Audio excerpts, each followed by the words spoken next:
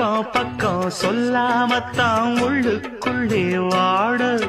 சுத்தும் மனம் இல்லாமத்தான் கெட்டானைய கூட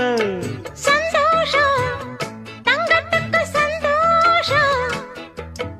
இப்போதும் கிட்ட வரும் எப்போதும் அடவாய்யா ராசாவே ஐயா இப்ப ஒன்னேரம்